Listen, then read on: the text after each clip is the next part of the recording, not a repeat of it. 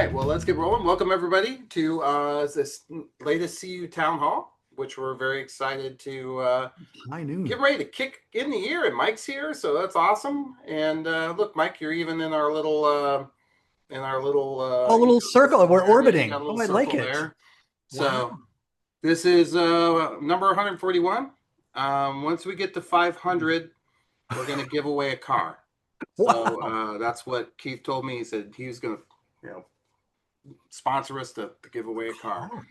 So we're going to have to do about 260 of them, no, 360 of them between now and Christmas. So I can get that We car. should give away a Waymo. Give away one of Yes, them. I like that.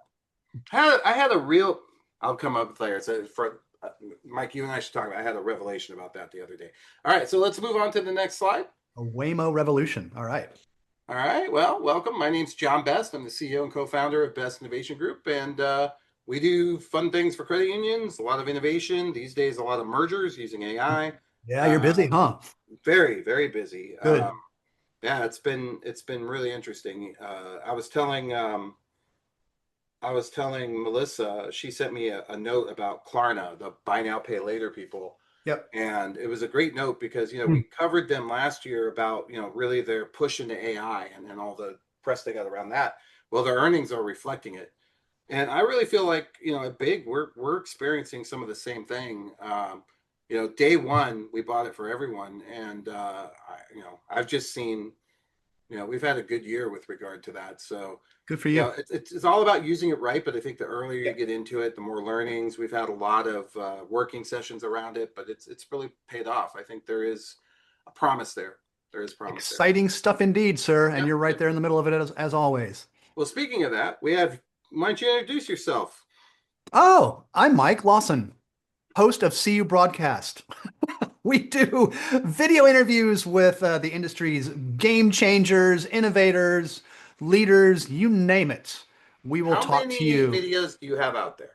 How many what? How many videos do you have out there? I think we're over 8,000, something like that now. Something crazy. Yeah, there's a lot. And I think Lou has How been many on do like I at least have? half of them. What's my number?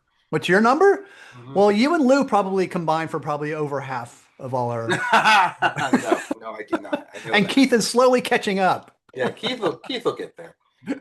Awesome. Well, Mike, It's a lot of you've been a fun. great friend for a long time. Thank you for joining Indeed. us. For Indeed. those of you who haven't watched the broadcast or been involved, there's Yeah, we got some no good better stuff coming person. up too. Some good interviews coming up. Oh my I'm gosh. looking forward I'm to it. Looking forward. And then you got to be getting ready for next year. You're only a couple months away from I GAC, know. It where all you starts do again. at least 2,000 of your yearly interviews. I know. All Exactly. right, let's move on to the next slide.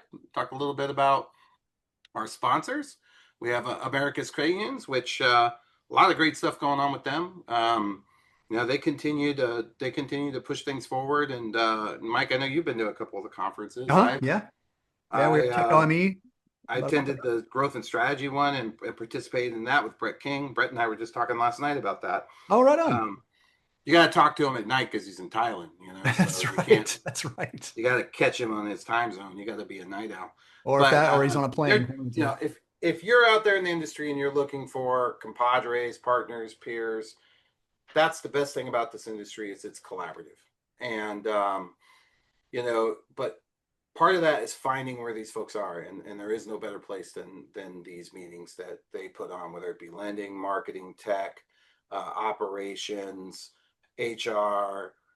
They, even executives, leadership across the board, they just facilitate that collaboration, and they're just doing a great job of it. So our Big Go card is getting close to, I think we'll talk about it in a few, but it's getting close to being done. So and one of the things we're giving away is tickets to one of the conferences that they have. So cool. Exciting.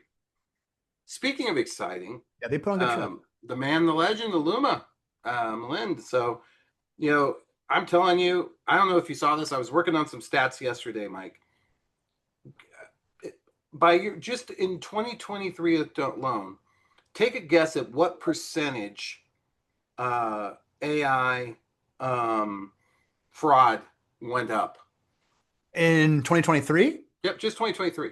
Oh, how much it went up? Well, yeah, from like the year before it was X, and the next year it was what? So that's the tail end of COVID. We're just getting out of that garbage.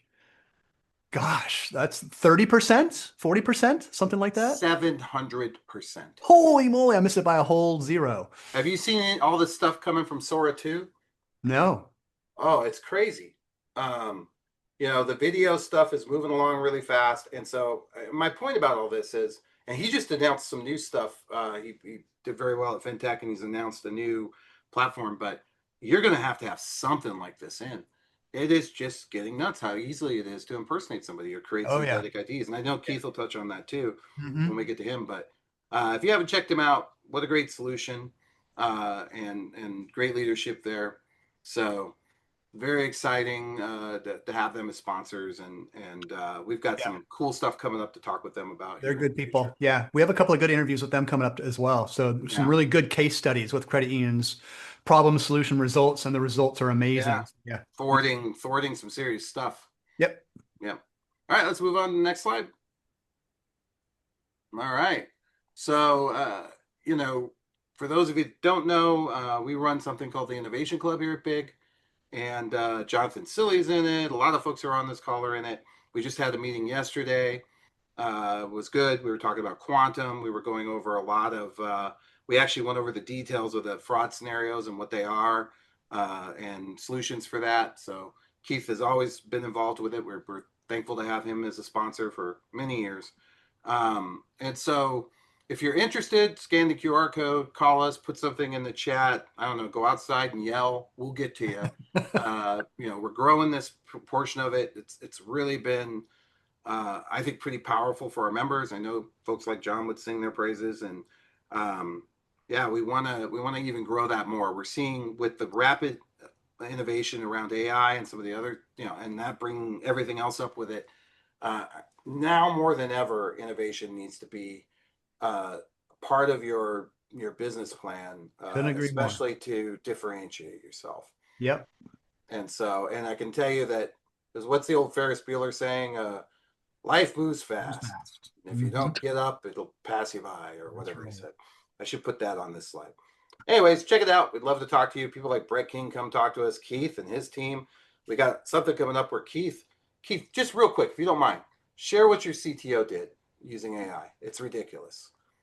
Yeah, so Keith Riddle with Payfinia, for those I may not know on the session, that our CTO, we were tasked with developing a new QR code payment workflow that would be fully embedded within digital banking and allow only for a secure payment QR code to be scanned in digital banking. So our CTO basically understood the dynamics of aligning to a standard issued by X9, the ANSI group, X9. And we moved from concept regarding that workflow to a fully production model in a side-loaded application that basically from start to finish was 7 weeks. And we performed our first QR code instant payment through the FedNow rail that became an initiation of another first that Payfini has achieved as part of that. So really from start to finish, 7 weeks, full production model, scanning, reviewing, and paying production transaction onto FedNow. So it just speaks to the effort that can be done with AI tools. And there were 4 tools that our CTO used to perform that. And he basically drove it with one other individual who did the integration Oh aspect wow. of the tile into the digital experience. So really 2 people. Now, God. I'm not sure if folks want to put their CTO on initiatives like that for 7 weeks, but the tools are very powerful. You certainly have to refine them, but the line, I think it was something in the nature of 86,000 lines of code that were completed and moved into production in 7 weeks. Wow. So Just that's a amazing. The sense of how world's powerful changing the so tools are. quickly. Yeah. Yeah. Well, yeah, that's the sort of thing we talk about there. So, and if you're interested in that sort of thing, it's not so much for, under the, doing those. It's more about understanding what the technology is, what the capability is, and how to prepare for it in the future, including talent, including infrastructure, all of those sorts of things. So, love to talk to you about it. Give it a click. All right, let's move on. CU Town Hall Bingo. Elliot, you want to give us the update on this? Yeah, we've got a lot of new things that have come to fruition. as you can see on this one here, Fed Now payments, volume triples, and 65, the CU acquisitions of banks announced. Are there more of them? I can't remember if there was more of this. Yeah, here we go. So you can see we have quite a few things, entries that have been called, and I suspect that we're going to be close to someone getting a bingo, and we do have I that. agree. We got to be right at it. Yeah, there's got to be somebody that's close. We will be over the next week or so, we'll be kind of reviewing everyone's card to see if someone has doesn't realize they've won, because that is definitely a possibility. But keep in mind, if you still want to play, you can still grab. We can put a link in the thing, and you can grab a random big code card and start clicking off some of these items. And if anyone has one or is following along, be sure to mark your cards number 27 and number 65. All right. Let's move along here. All right. Today we have the man, the legend, and I popped him in early and didn't introduce him, but I'll introduce him again. I've been working with Keith for, I think, as long as I can remember, to be honest with you. All the way back into my 20s, we've been working together. He's been an incredible evangelist of our industry as long as I've known him, and he's one of the foremost payment experts I've ever met on all sides of the equation. He's good at understanding how it works. He's good at understanding the business of it and the technology, and that's why I was super excited when he started working and the general manager at Payfinia.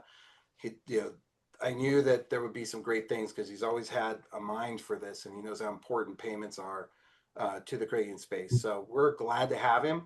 He's here to talk to us today, and he's going to share a bit of a discussion around digital wallets and a lot of other things around payments. Things are changing first. He's going to talk about, or changing fast. He's going to talk to us about that. So Keith, you want to take it away, buddy? Absolutely. And if Also, someone I could would like a remind me- super wallet when you get a chance. If you could send me one, mine's I'll, still I'll breaking send you a, up. So I'll send you maybe a supper wallet instead of a super even wallet. better. But yeah, in the form of a gift card. Done. I'll take it. Can I get control of the screen to share, please? Have you already? Absolutely. I'm envisioning a super wallet like George Costanza's wallet on that one episode of Seinfeld, where his wallet wouldn't even fit in the back pocket of his pants. Yeah. Exactly. Out of it. That's funny. So let me go ahead and move the slideshow. So again, thanks to John and team for allowing us to walk through some of the observations we had in interacting not only with financial institutions, but with fintechs and just observations in the industry about this burgeoning expansion of what is called digital wallet functionality and what we're labeling as a revolution, not because it is new, it's expanding rapidly and moving from a convenience aspect to more of a consumer default or an expectation. So I'm sure there are folks that would have their perspective about digital wallet functionality and how mobile wallet has been the foundation of that. If we had a poll, I would imagine most have used Apple Pay or one of the pays that we'll discuss as part of this conversation. But again, thanks to John and team and certainly what the town hall has evolved into in terms of the opportunity to convey observations and opportunities for credit unions. So what I wanted to cover, and we'll go through this in more discussion style. If folks have questions, certainly issue those in the chat or raise a hand, and we can take those as we move through each section. But I thought it would be important for those who may not be tracking digital wallet as closely as we are, due to pending functionality we see that could be very beneficial to credit unions, the global wallet perspective in terms of the landscape and what has already transpired in users and activity on global wallet. And I think you'll be pretty impressed by what has transpired thus far. What are some of the key players? And won't be surprises in the names that you see, but what are they building out in terms of capabilities? And then why are those things happening? It's because of this rise in the wallet first consumer, your members of the credit unions that expect these type of capabilities to be fully embedded, not just in a mobile where we're doing the scanning and paying, but other aspects in terms of wallet functionality. What does it mean in terms of the security? Not only how security from a technical component is configured, but what does it mean from the trust factor that you extend as your brand and having your members operate within a feature of an FI branded digital wallet. What are the rise in QR code functionality? I mentioned about the project we pursued. We didn't do that by happenstance. We know there is a significant movement on QR code utilization, secure payment QR codes for initiating payment activity. So we'll touch on that, what that means for routine use cases or more foundational use cases, such as bill payment, which we think a lot of financial institutions and certainly some of the folks who've been in the industry, such as John and Lou, it's great to see you again, that understand that the bill payment environment is going through certainly a reimagining, but maybe a complete re-engineering of how payments are initiated in the bill payment solution. Then it wouldn't be a digital wallet discussion if we didn't hit on digital assets.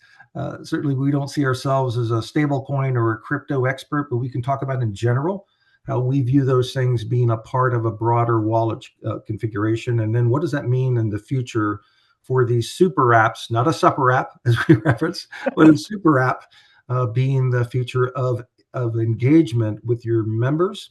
And if it's true, if it holds true in form to other countries, what does that mean when you look at some of the even instant payment capabilities that are developing in UPI in Brazil and how those should be extended into other frameworks? Fully understand they're different markets, but some of those best practices will start to bleed into the US over time. So then we'll just summarize with some key takeaways. Hey, Keith, just a real quick question as Yes. we go along here. On the bill pay portion of this, I'm curious, have you done any research? Is it falling off? Is it staying the same?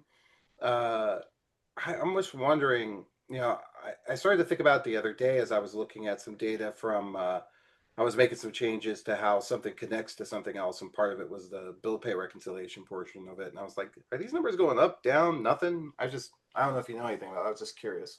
Yeah, there's some interesting statistics we've taken out of a study regarding bill payment. I think so what you're is gonna get to happening is that, we'll get into that. There's been a significant shift in where consumers go to engage related to bill payment. With financial institutions, bill payment experiences certainly experiencing the implication of that, where billers have grown dramatically. And we'll touch on those things and why it's important. That has to be looked at as certainly a renovation of a solution. Okay. Good question. So on the global wallet landscape, again, you may not be surprised because perhaps you're one of a mobile wallet user or you've been exposed to digital wallet functionality in some form or fashion. But I was certainly, it was intriguing to me when you look at the 4.3 billion plus digital wallet users. Now that's a global number at the end of 2024. But if you look at how they're no longer really emerging, these are becoming a mainstay for consumers as they interact not only from an e-commerce perspective, but from a point of sale perspective. So $10 trillion in transactions in 2024. I'll speak to what has occurred in e-commerce or expected to occur in e-commerce in 2025. It's certainly it's a fair portion of that. And then you look at the global e-commerce transactions and point of sale, these are factors that consumers expect in a digital experience and will secure that, whether that's from the financial institution or fintechs that provide that degree of convenience to them. These are the major players. And again, no surprises when you look at Apple Pay and what they have from a very streamlined process for a mobile wallet and doing digital payments out of that mobile wallet. Fully understand that as a leader and they have a dominant position. But I think it's also interesting when you look at the combination of PayPal and Venmo, since PayPal owns Venmo, that their user base collectively equals or a little bit surpasses the Apple Pay environment. And then you've got Google Pay. So I think each of those has a little bit of a unique segmentation they go after with Venmo versus the PayPal base and Google Pay versus Apple Pay. But both are very dominant in terms of, or all are dominant positioning in terms of either in their operating system or use cases or the segmentation they're pursuing. And no doubt that these will continue to grow as the capabilities expand in their platforms. Hey, Keith, does this include business and, because I got to be honest with you, I would have put Venmo ahead, of Google Pay. These are active user bases more on the consumer side. Now, these were taken from reports. and some may be a little bit more of a projection versus it is a scenario where they are today. But yeah, I think it's a little more consumer oriented than it is business oriented in terms of those accepting or using that as an acquisition method. Got it. Great question. And I think these are the capabilities and why the consumers have typically gravitated to these platforms. It's so easy. My gosh, I just put in there, I use my Apple Pay. It's just so easy, especially when you're traveling a lot. It's just Yeah, comes in so handy. I just scan my watch and boom, I'm out. So it's just like, it takes 2 seconds and then you're done. it is. And I think that, thanks for that, Mike. The other item is that you've seen the announcements, and I'm sure if you're an Apple user that the notifications about the digital ID and how they want to capture your passport and have that translate into a digital ID and Yeah. using that at TSA. And then that becomes another aspect of sort of the tap to engage, not just to pay, that Apple Pay is pursuing. Their strategy is certainly they want to look at an ecosystem lock in for all those capabilities, which continue to layer out. Now, in terms of tap to pay, with their operating system being opened in terms of other providers being able to align to a tap and pay mechanism through other digital wallets, I think that's an opportunity, given their dominance, in that they can provide an opportunity for other use cases or user experiences to be infused in a tap to pay environment. And we'll talk about that as we move into the bill pay scenario. Okay. Yep. PayPal, again, we're just covering off some of the things that you're probably well aware of. The interesting thing about a PayPal or a Venmo, or even if you were to put Zelle into this from a money movement perspective, most of their QR code functionality or their QR code functionality operates within their ecosystem. It's a PayPal to a PayPal, whether it's an issuer to an acquirer or a person to a person. There will be movement where these QR codes or the proxy in which transactions exchange into these broader platforms become a little more interoperable in the future. Not today, but in the future. But their strategy is they want to be that commerce hub. They are driving acquisition today for merchants. They want to be able to have that as a mechanism to certainly gather information about that merchant. But there's also the merchant cash advance that comes with that from a acquirer perspective to those small businesses.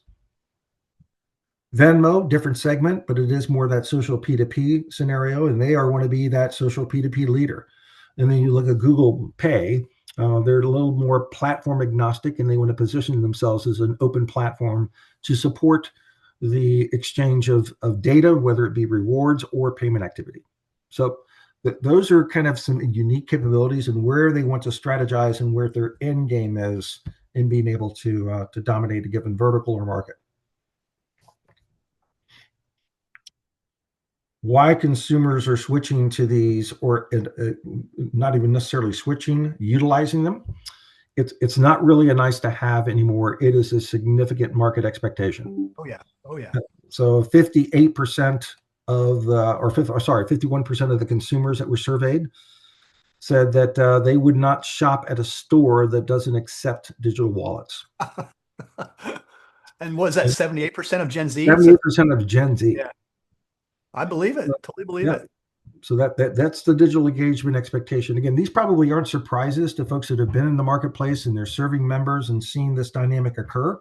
But it is something now when you look at the expansion of capabilities where it becomes very interesting and an opportunity for credit unions, not only to support these functions, but broader functions. What's interesting about that is Walmart kind of is this anomaly in all this,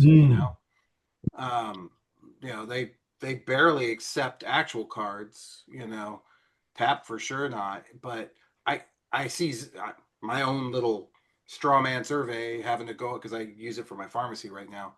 I go up there and I see a lot of Gen Z.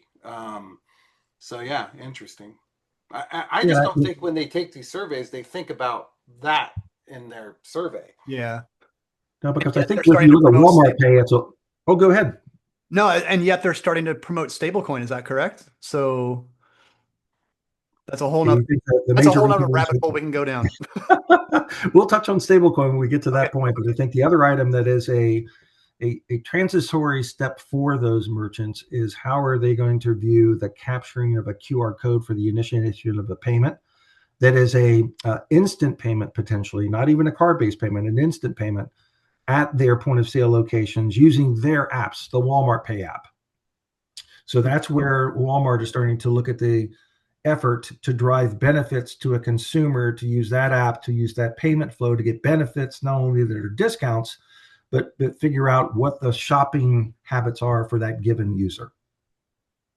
So that's the information exchange, and now they're going to leverage their own applications and ecosystems to drive down payment expense. So what drives the consumer adoption based upon some of the same survey detail? Convenience certainly is, as Mike noted, number one. Easy. The other aspect is the security and in other aspects. So tokenization and the ability, I don't have to exchange my card data. I can't remember the last time I didn't even use tap and pay. That's one of my favorites in terms of taking your card to tap to pay or using the digital wallet to tap to pay. But I think there is a driving use of how the rewards and loyalty are going to be conveyed within these digital wallets. So you mentioned Walmart Pay, John. That is one of the key aspects that they're trying to position. Certainly, you have to change consumer behavior. It's got to be as easy as tap to pay, as secure as tap to pay, whether it's with my digital wallet or my card, and also have the aspects of what are the rewards or benefits for me, potentially changing my behavior outside some of these other aspects we've talked about.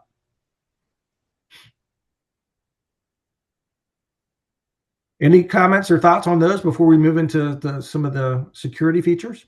Well, as you're talking, Keith, I'm thinking about the credit union connection here. And I think one of the obvious ones, I'm sure there are many, but is to be sure to have your credit union's card top of digital wallet, top of Apple Watch, top of Apple, whatever. So that to me is, and then the next level is how do you get your members to do that? How do you get them to have that card top of digital wallet, so to speak? So, I mean, that's a whole nother, probably another conversation, but I know that's what I'm thinking as you're talking about all this cool stuff. It is. And I think we'll touch on a little bit of that and what we're experiencing in terms of what will be the opportunity associated with the digital wallet partnership we've established with Pays. So it's another opportunity for credit unions to maybe remove some of the self-provisioning that goes on, because if you get a credit union card, you have to basically go and provision that card into Apple Pay or into the wallet you're going to want to utilize. I did. Yeah. So how can you make that more streamlined where the member doesn't necessarily have to go through steps other than going into a trusted digital platform that is supported today and acknowledge they want to activate that card in a digital wallet? Yeah. So you take away some of the friction also in the re-provisioning. My card gets lost or stolen. What do I have to do? And now I have to wait on a card. Now I have to basically go and now I know there's digital issuance. I fully understand that. But still the aspects of being able to streamline the back office for the credit union, and then also level of effort for the credit union member.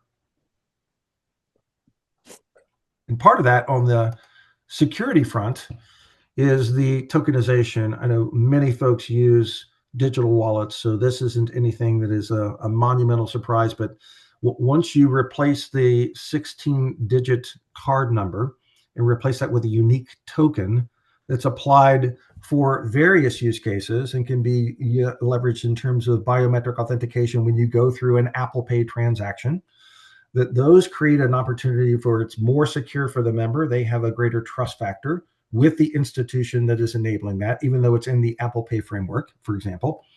But there are different ways in which I think tokenization can be used in other payment flows outside the traditional Apple Pay type of workflow.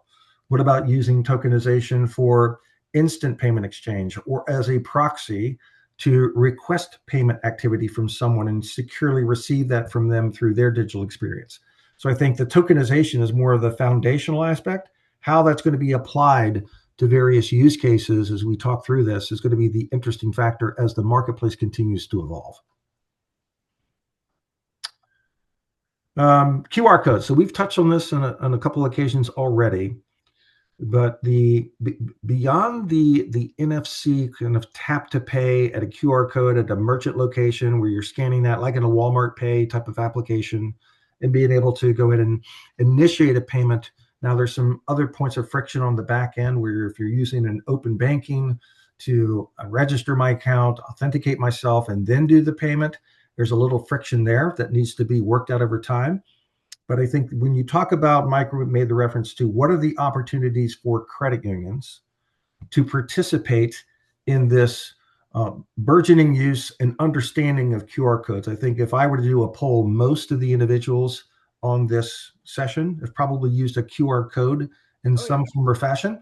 You've gone to a restaurant and you've done that, or a parking meter. We're not talking about that type of QR code in a secure QR code payment environment where standardization is applied, that there is an acquirer of that message or the information that is securely authenticated to get the information associated with that bill and present it in a way in a payment experience so that it can be easily scanned as the QR code, reviewed, and paid, and leverages things that are already within the digital experience you offer to members today. So biometric authentication could be step-up authentication based upon device intelligence, could be other layered fraud controls you'd build into that flow. But the point of this is that this becomes an opportunity for institutions to regain payment data exchange and payment traction between consumers and especially their small business members.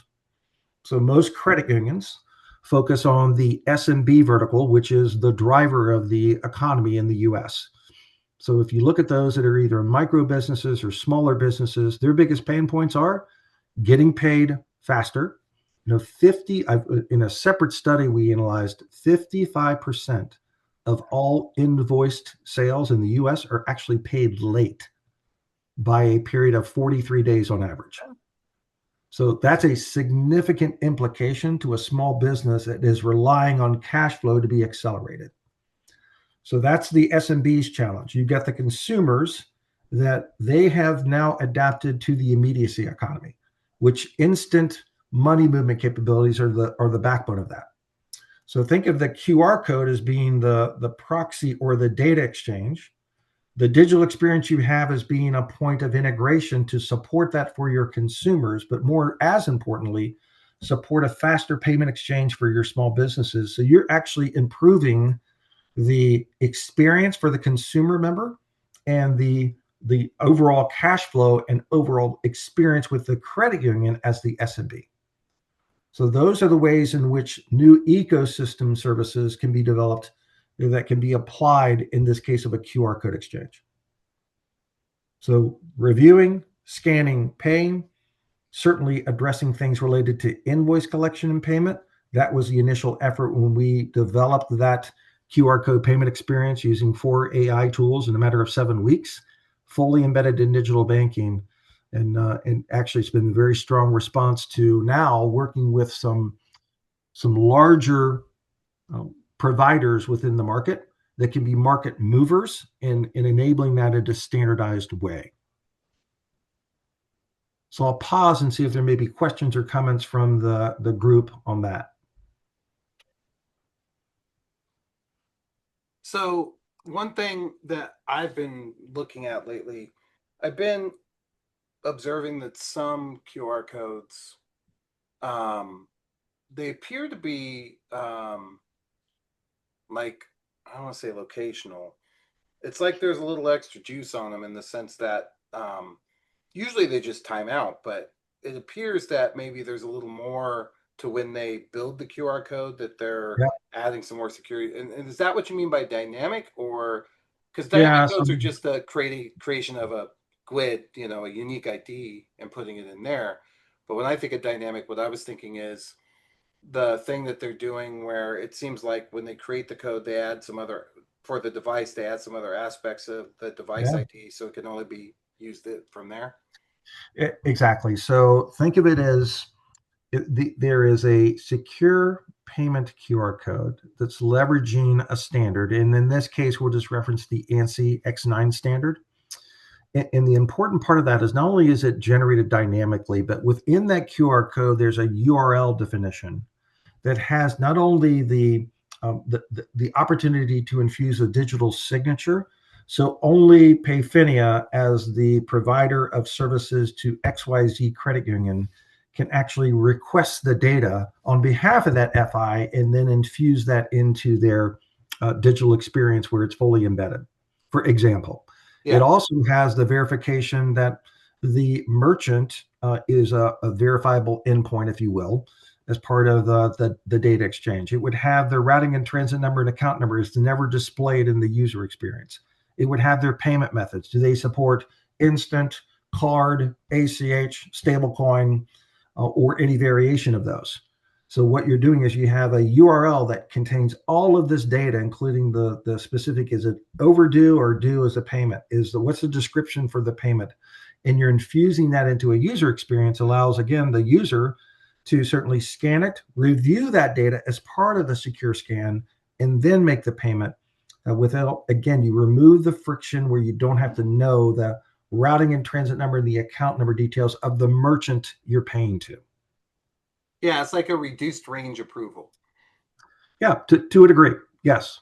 Yeah, that's like you mentioned X9, but I know it scares me because they even called it EMV Co. Mm-hmm. Mm-hmm. I get why you didn't bring it up because everybody might throw up, but Yep.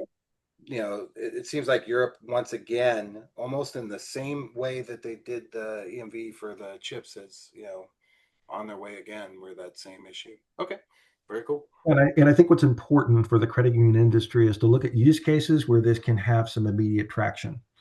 Where the process is broken today is on the SMBs getting paid faster or on bill payment in general. Well, and that's why they would promote it over something else, right? Yep. If you're the merchant. So that's why we developed this workflow. And again, I'm not going to spend a lot of time on it. We've talked about it, but these are the standard aspects that we embedded into a digital experience so that the user can say, I want to do a QR code payment. I scan that secure QR code. All the data is lifted into confirming it. And then I'm basically processing the payment and it's processed. So this is a user experience that we actually demoed at Finovate Fall, and we did that with our partner. So the partner that we have as part of this enablement effort is Matera. Matera, if you aren't familiar with them, they're based in Brazil. They're the second or third largest processor of Pix transactions in Brazil, which interesting. I know folks ask about, so what's happening outside of the US. Pix as an instant payment framework, much different in Brazil, central bank controlled, and the overall initiative was different. But over 50% of the Pix transactions are initiated today as part of a QR code exchange, a secure payment QR code exchange. So there are aspects associated with those platforms in those regions and workflows that certainly create a best practice as you look at what can be done in the US. You guys can take a full look at the demo that we did. And we actually just received this week the fact that we were a Paytech Award winner for 2025 based upon that QR code payment innovation. So the marketplace, I think, is moving toward this pretty quickly. It's simple. It doesn't require a heavy lift on the digital side, and it utilizes a proxy or a tool that the consumers are very familiar with, which is a QR code. Yep. Okay, so let's talk about how now bill pay is going to be revised as part of these initiatives with respect to digital wallet. And I know we've discussed this probably on numerous town halls or maybe meetings in the Innovation Council, John, but consumer demand is very high in terms of making the use case and the user experience in leveraging a digital wallet to make a payment. So 62% of consumers, based upon a recent payment study, are very interested in using a digital wallet, defined not necessarily just as Apple Pay, but a digital wallet to manage and pay their monthly bills. That's a significant shift away from what has been traditionally the standard bill payment experience that has been accessed by consumers for decades. The adoption in terms of on the biller side, what they're experiencing is the same. So utility, loan, subscription payments, there's a high degree of demand for digital wallet for those one-time payments and certainly recurring payments that could be administered as well. But just to give you a sense in terms of bill payment metrics, there are about 17 billion bills issued every year in the US. 60% of those are one-time payments and only 40% are recurring payments. So there is a tremendous opportunity with the one-time payment, i.e. the method we talked about with the small business being paid, and impacting and using a digital wallet framework to do so. The next set of screens is sort of go through why urgent or immediate bill payments are important to consumers. And perhaps it's not folks necessarily on this call who've made this immediate payment within the last 12 months, but you can see as you move into the younger generations, and even if you look at Gen X, 25% have made an urgent payment within the last 12 months. So in general, 3 of 10, when you take all generational segments into account. The other aspect is that the vast majority of the transaction activity related to bill payment is now occurring at the biller's website or through the biller's mobile app. Yep, I've heard that. Yep. So it's I think it now exceeds 61% of all the bill payment activity is actually happening at biller direct sites. And for the reason that there's greater transparency, there are greater payment options. I could use perhaps a digital wallet, or I have the awareness that even though I may use my ACH methodology, they're giving me credit and saying it's going to be posted into my account in the next 2 days. So it's just and there's something to be said for peace of mind that, you know, when you do it from our side and send it over and the merchant goes, we didn't get it, then now you got to come talk to us, right? Whereas when you do it from the merchant side, because if there's a late payment or something, we have to, you know, from a consumer side, you have to deal with the crediting directly. Whereas Right. the responsibility was on the merchant if they were the ones that initiated the payment. So I can see why people would lean that way. Yeah, and I think it's also the communication and the options the billers provide. Yeah. I've interacted with a few utilities that, as of late, I mean, it's basically as easy as they send information to you with a minimal amount of input. They've accepted that payment, they posted it, they give you the confirmation, they have the notifications that at least give you, as a consumer, the comfort that that payment has been received and will reflect as posted. Well, you're removing a layer, essentially, right? You're removing a layer that has not been transparent to the consumer. Yeah. Right. And the other item that I think credit unions or institutions need to evaluate is that consumers are willing to pay for value. We encounter this routinely when we talk to folks about instant payments. Well, should we charge the consumer for being able to move money instantly from their checking account to a brokerage account, or whatever the use case may be? So 1 in 4 consumers, based upon this ACI SpeedPay Pulse report, stated they're willing to pay some degree of a fee for the value exchange of making sure that that payment is immediately posted, or posted and I receive the confirmation that has been received.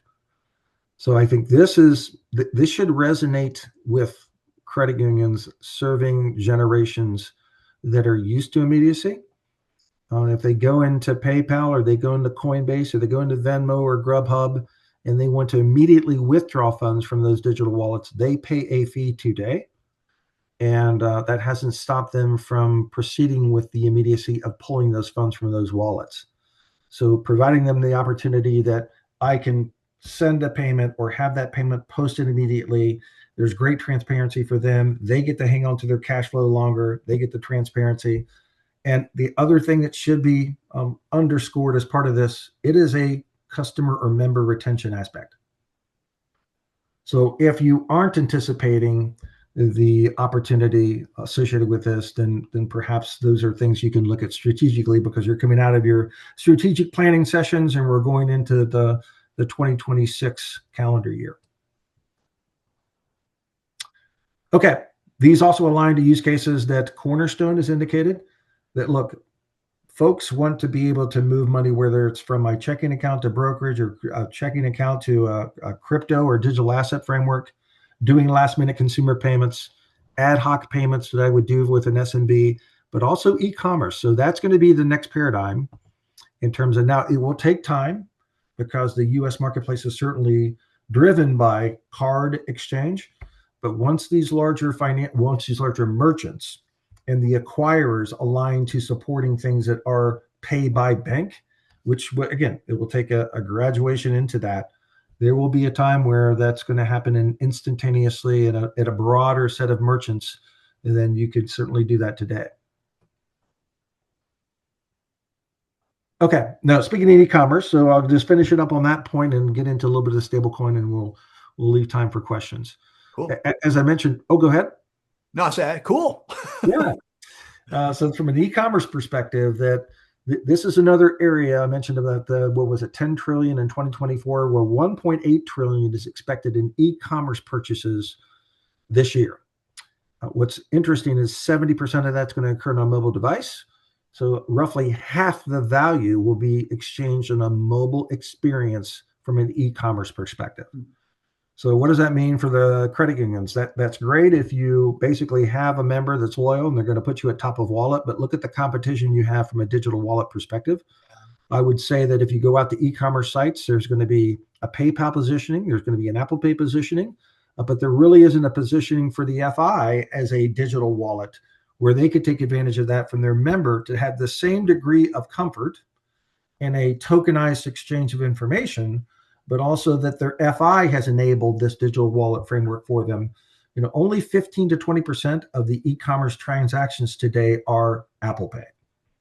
And then to use those things related to PayPal or Venmo, for example, that means I've got to do a separate download. I've got to manage separate credentials. And those digital offerings have evolved certainly into more tokenized payment services and financial services. We'll talk about Cash App in a little bit, but Cash App's initiative now is whether you're going to move money or you want to purchase Bitcoin or you want to take advantage of stablecoin or your financial services relationship, that's what Cash App wants to be as a digital wallet framework for consumers. And they've even outlined for all consumers less than 150,000 or up to 150,000 in income. That's their initiative. So they're clearly evolving into banking. Keith, I talked to a credit union the other day that is charging $1 for anyone that uses Cash App. And they have had 0 complaints. Yeah. And they're making this particular credit union was making close to $50K a month off for each transaction, John? Yep. Every time you use Cash App to dip, they charge $1. Meaning when I'm funding Cash App, I'm taking my money out of the credit union and putting it on Cash App wallet. Dip. Yes. That's what I mean. So that's the experience I just mentioned. And whether it's paying a bill or I'm moving into a digital wallet or I'm moving into an external experience, folks there is a group of consumers that are willing to pay for that convenience. Yeah, no doubt. Well, their point was they're actually taking that money, I think, and earmarking it for risk and we're seeing the same thing. One of the challenges of these new payments is there's a huge fraud risk with it. And we've seen a lot of, so the old way used to be get in, round up a bunch of money and try to get it out via ACH and hope you can beat the ACH timelines. The new way is to get some sort of synthetic identity, get a real account online, and then get a real debit card with it, set it up for Cash App, then go get your accounts, transfer the money to the real account, whether that's a real person or a mule or whatever, and then have them do an instant debit the moment they get the money in there as fast as possible to beat the fraud algorithms. And so it's interesting because I think your point about the QR and having some sort of validated approach is going to really come to fruition soon, because I think that's a lawsuit waiting to happen given the amount of losses I've seen. Yeah, and I think the other item you're referencing is a little bit beyond digital wallet, but for any of the digital experiences, when you accelerate money movement, you need to make sure there are layered fraud controls in a framework where you can look at the velocity of transactions that are occurring with XYZ member and be able to throttle that back or hold off on transactions or earmark that for review. That's got to be a new thing.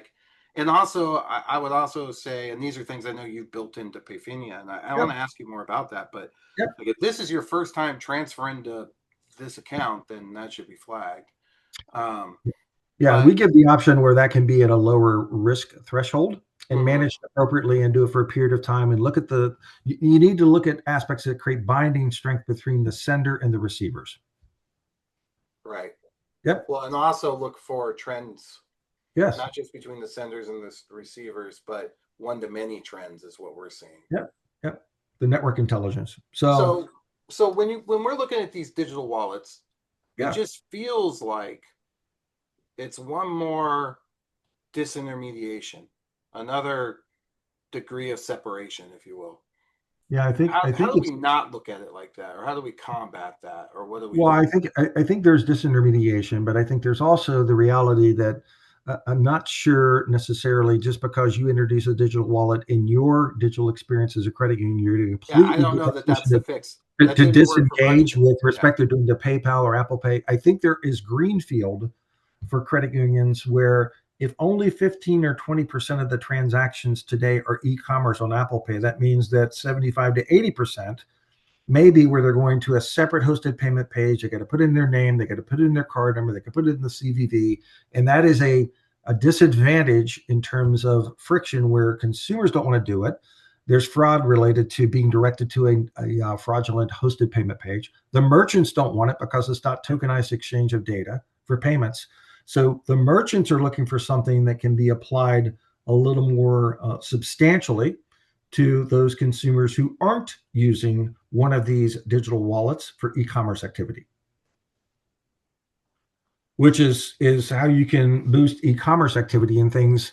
Now, again, full disclosure, Payfinia is one of the partners who's enabled Pays as a digital wallet service. We are, I've already enabled our first financial institution, Star One Credit Union, was the first credit union or community FI in the country that has gone live on Pays using the tools that we enabled for them as part of the digital experience integration and the back end opportunity.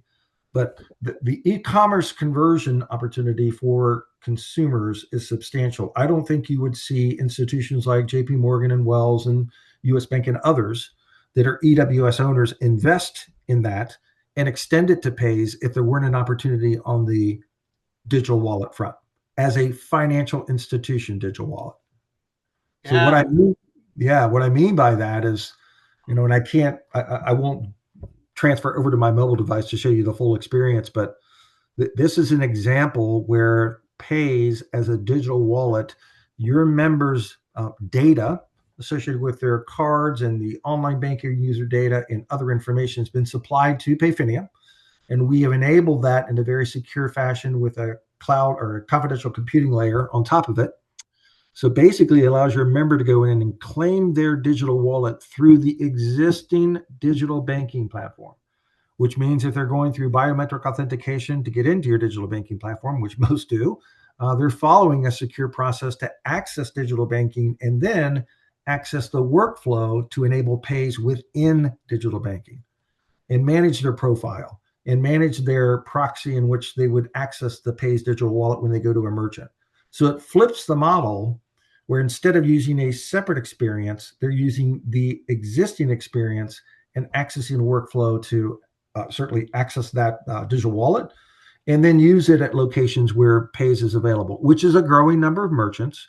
So Pays is a new offering, but I'm sure you'll start to see more active marketing and campaigns and I've already television seen it, advertising. and I love that they include credit unions in their marketing. They've been on Yeah, the football, and also I noticed them as an endpoint in United and yeah, American, so they hit all yeah, the airlines. yeah.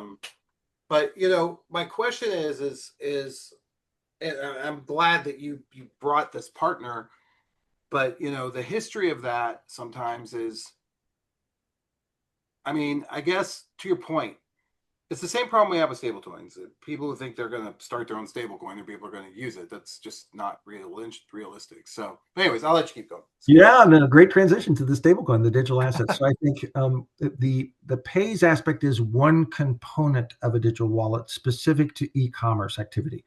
And what we're doing is helping the credit union in this case to preserve interchange revenue so that they can have their debit and credit card at top of wallet. The other thing that's unique about Pays before we go into digital assets is that it's different than Zelle. We know that Zelle, you have your mobile device number or email that's tied to your Zelle access. And that's typically done through a financial institution. If you want to redirect it, then you have to basically redirect it to a different email address and mobile device number so to have multiple FIs. In the Pays environment, you can actually register for Pays through several financial institutions. But when you go to check out with Pays at Fanatics or 1-800-Flowers or whatever the merchant is, and I put in my mobile device number or email address, it pulls up all my cards, whether it's my PNC card, Capital One card, and my Star One card in my case. They give me the option to select the card that would be top of wallet. So literally, when I went through the workflow on Fanatics, Star One Credit Union was top of wallet in a digital wallet that represented major financial institution brands. What about Amazon? What about Amazon, meaning making that available on Amazon? Yeah, is Pays got anything going on? That's where I think that the rubber's going to meet the road. Well, I'm sure there are discussions occurring at this point, John, but I don't have anything to say that That they would be push me over the edge with them for sure. Yeah. Yeah, So because that's I a see little more. Amazon getting in. If Walmart does it, Amazon's going to do it. Yeah. And Amazon's going to do it even better from a technology standpoint. I think on the digital asset front, just to reinforce what you just stated, we're not suggesting that each credit union have their own unique stablecoin offering. I think there are providers out there already serving credit unions that certainly provide an attractive offering. But we believe, in terms of a payment framework, our role will be to facilitate moving from fiat to digital, and the accessing the liquidity pools for the correct purpose or workflow. What I mean by that, if a merchant accepts stablecoin and you can infuse stablecoin as a payment method to initiate a payment, then perhaps that's a workflow the credit union wants and the merchant is willing to accept. But these are things that are very fluid. As you know, Visa made their announcement. JP Morgan has been very active with their own coin. And then Cash App just announced, I believe, this week about enabling stablecoin access to their 58 million users, which I'm a Cash App user as well. So I'm monitoring that. But these are very fluid circumstances where, if you look at the overall kind of super app evolution, will it be something, and who knows how this is actually going to land, but account-to-account payments like instant payment support and what's been done in Pix, we've talked about that. Loading a digital ID within a super app. And also, is it something that you're going to have a variety of tiles or a framework where your consumer or member can access those? And many of those are offered today in terms of investing and savings and direct deposit, all of those things. But I think the end result is there is going to be this evolution to greater functionality and expanding definition of a digital wallet to be identity, money movement, other assets that can be accessed, perhaps guidance, offers, etc., all infused in a seamless experience. And that's sort of what the takeaway is. The wallets, they are the new default. Trust has to be established, and we talk about the tokenization and also the biometric authentication. Bill pay, that should be an area that financial institutions focus upon, because there is going to be some, I think, pretty tremendous focus at the large FI front in reimagining their bill pay solutions, and community FIs, including credit unions, will have to follow course. The control and the conversion, and on the digital wallet side, what are you going to do to grow that engagement within your digital framework? And it's all about integrating these capabilities. We didn't even talk about BNPL, but that is another aspect that's on the horizon. And when folks are, Give me 1 second. financing their Coachella tickets, BNPL has hit the mainstream. So, but that's sort of and you saw that we were talking about the note from Klarna about that, but I know we're right at time, but I want to go back and just ask one more question. Sure. So Keith, one thing we're also seeing is and what a great job. Even David Lindner says so. That should tell you something. And he's the man, as we all know. But thank you, David. Yeah. But where does identity fit into this? So I've been monitoring Real ID and the use case. I see you already got mine. I'll let you take it. No, I'm agreeing with you. I think that is also a little bit of a fluid point. Apple has, I think they're continuing to make it very seamless for folks to have the comfort of, I'm going to put my passport in, or I'm going to have my digital ID reside within my wallet. And if I'm a traveler, being able to walk up onto TSA and bring up my mobile wallet or my Apple Wallet and tap it on that device where it can recognize and certainly look at me after the picture and determine it is me. I think the point is, I think digital identity will become part of an overall experience portfolio within this digital wallet framework. I agree. I think also, I'll tell you what I think is going to win the day, and I'll leave it at that. Whoever, you talk about digital assets, right? You talk about a digital wallet. Yeah. Your registration should be a digital asset. I've already got my insurance in there. Once I get my license in there, then I can just hand the cop my phone, but that's literally, I think that's going to be like whoever cracks that nut with the DMV, because they've already cracked that, like that's going to be a big deal because, even just think about the throughput of all of that, not just for things like being pulled over or whatever, but any kind of onboarding situation. So yeah, I think that's the part that people miss about the wallets. It's not just about payments. It's going to be, and the bill pay sort of speaks to that to some extent, in the sense that you have endpoints that are merchants that you deal with, or billers, Yeah. or solution, service providers. And then you sort of have the other flip side of it of, hey, I've got to have credentials.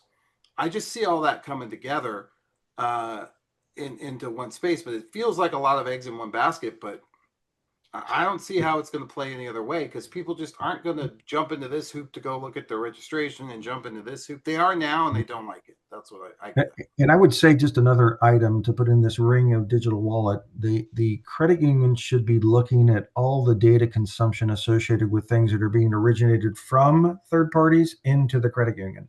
When we bring credit unions live on instant payments, it's amazing what you see in terms of the sender activity.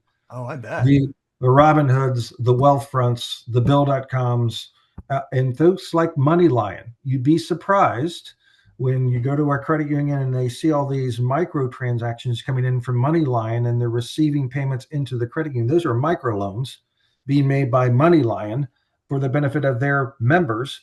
Wouldn't it be a great opportunity for that credit union to craft something related to a micro lending type of offering for their own members versus relying on MoneyLion? So I'm going to go the other way on that. Pardon me? I'm going the other way on that. You're close. I think it's sports betting. I'm serious. That Sports betting? Yeah, because that's coming out of a digital wallet. And I'm looking at how they move that. Like, for example, I'm watching these people. I'm not a good sports bettor. I don't understand parlays. I don't even know what that word means.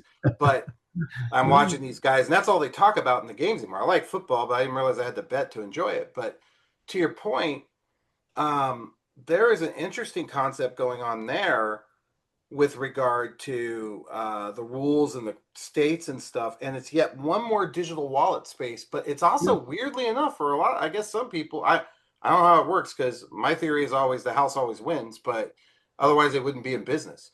But the idea that there's something to that too. I've been meaning to do, and I've worked on it with Jonathan Silly a little bit. We pulled up some of it. How many of our members are using FanDuel and stuff like that? And I'm going to be coming back with that data for a future town hall right after we do it in the Innovation Club, because we always go over that first. Well, I'm actively involved in horse betting. I hold XRP and Solana, so I've watched my horses dive precipitously over the last few weeks. That's not really horse betting, but I'll give it to you. Hey, Keith, my horses aren't running too well, but anyway. I think everybody knows where to find you, but if you don't, just hit me. Anybody that knows, or any of my staff, we all know where to find Keith. And Keith, thank you for taking the time to put this together. This is it's good. Educational. It's important. And you're right. I mean, payments, particularly interchange and bill pay, as an app that we've just sort of watched diminish and over the years, I think the time has come, and you and I've had this discussion many times, and it's really cool to see you moving towards it. So I'm going to work on the Randy Stolp stablecoin. I'm excited about that. I will accept it here at the Guitar Center, CENTRE. That's awesome.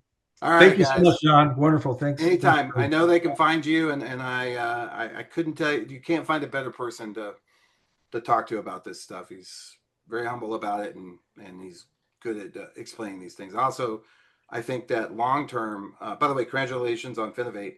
I think that long term, this is going to play out, in having all these things in one place is going to be really important. So, thank you. Agreed. Thank you. Thanks all. Bye, everyone. Bravo, Keith. Bravo.